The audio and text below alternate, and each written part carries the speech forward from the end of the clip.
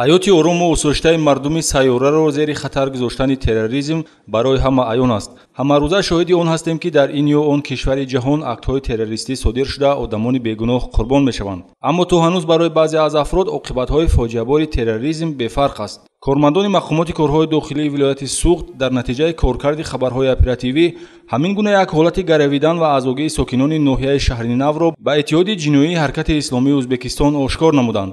муайян карда шудааст, ки шаҳрванд Бобоёров Раҳим Лақаевич соли таваллудаш 1980 сокини ҷамоати деҳоти Акрам Ҳасанови ноҳияи шаҳри Нав ҳангоми дар муҳоҷирати меҳнатӣ қарор доштан бо даъвати як нафар аъзои фаъоли ҳамин иттиҳоди террористӣ шаҳрванд хориҷӣ бо номи Умар аз мақсаду мароми ҳаракати исломии Ӯзбекистон бо роҳи ҷиҳод ва ҳуҷуми мусаллаҳона барпо кардани давлати исломии хилофати бузург маълумот гирифта барои азогӣ омода шудааст ва 4 нафар ҳамдеҳаи худ Эшболтаев Туймурод Абдуназарович соли таваллудаш 1969, Тошев Шукрулло Бобомуродович соли таваллудаш 1982, Тошев Шокир Бобомуродович соли таваллудаш 1985 ва Бобоёров Шариф Лақаевич соли таваллудаш 1971-ро ки ҳамроҳи ӯ дар муҳоҷират буданд, бо ҳадафҳои ин иттиҳоди ҷиноӣ шинос ва барои аъзо шудан тайёр намудааст. баъди бозгашт ба ватан давоми соли 2012 Раҳим Бобоёров фаъолияти худро идома дода боз 5 нафари дигарро, ки онҳо низ сокинони ноҳияи шаҳри Наванд, барои узвият ҷалб намудааст.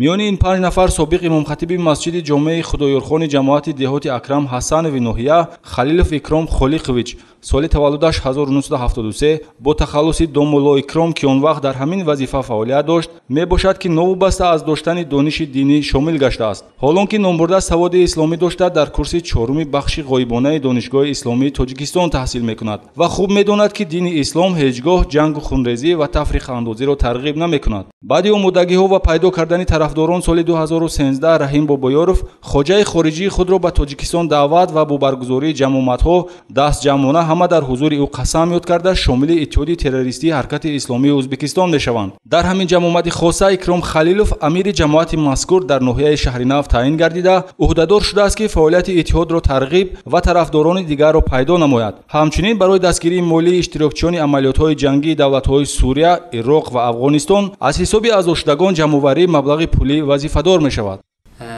барои мо боз ҳамун Умар даъват сар карда гуфт, ки бояд мусулмонҳо якдил шаванду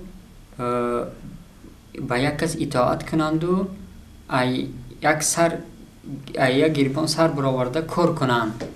барои ҳамин шумо дар ҳолати танҳоӣ кор накунед, ба як кас пайравӣ карда ба сардори он кор кунед гуфта моро ба сарҷамъӣ даъват кард. ба тарғиби онҳо моро ҳамчун сардор интихоб карданд ва нафароне ки дар он ҷо буд онҳо ба мо пайравӣ карданд, яъне байъат карданд. ҳамамон якта қасам хӯрдем. баъди қасам хӯрдагимон баъд ҳамун икромамон ба амир таъин кардамон. гуфт, ки ҳар як чанд кас бошем, ҳамҷа 10 кас бошем, 5 кас бошем, чанд кас бошад, як амир бояд шуданаш дар кор гуфт. баъд гуфт Сирия ба Покистон ба Афғонистон ба рафта ҷанг кардан дар кор гуфт. онҷа ҷанг мекардагиҳо ҳам бародарои моҳон гуфт, ёрдам кардан дар кор гуфт. касе метавонад пули ёрдам кунад, кас метавонад гуфт худаш равад гуфт. ҳар яки онҳо ҳар моҳ ҳамчун аъзоҳаққӣ аз 50 то 1000 сомониро ба хазинаи иттиҳод ворид менамуд. нақшаи дигаре, ки бояд аз тарафи ин гурӯҳи ҷиноӣ дар ҳудуди ҷумҳурии Тоҷикистон амалӣ мешуд, ин ҳуҷуми ногаҳонӣ ба шӯъбаи вазорати корҳои дохилӣ дар ноҳияи шаҳри Нав бо мақсади тасарруфи яроқу лавозимотҳои ҷангӣ буд. тарҳи бинои маъмурии шӯъба мавриди омӯзиши ҷинояткорон қарор дошта барои баланд бардоштани тайёрии ҷисмонӣ ва ҳарбию ҷангӣ омодагӣ медиданд. моҳон тайёр дида ҷанг карда давлати исломӣ сохтан буд. барои ҳавайда моҳон тайёр дидан ба тренажёр чизо мишок бокс перчатка гирифтанмон дар кор буд. баъд Умар моҳон ба пул дод, рафта моҳон харидем ҳамин чизора. исломӣ давлат сохтан ба якум очират қурол яроқ дар кор буд. ин яроқа чихе гирифтан дар кор моҳон ба гав зад, ки тайёр дида истетон гуфт.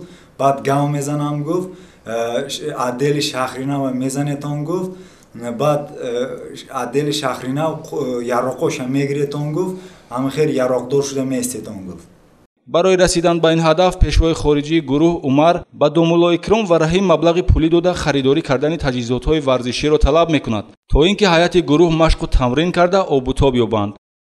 мо барои омода дидан ба ин ҷиҳод тренажёр ва мишок чизҳоро харидем, ҳама вақт омодагӣ тайёрӣ медидем.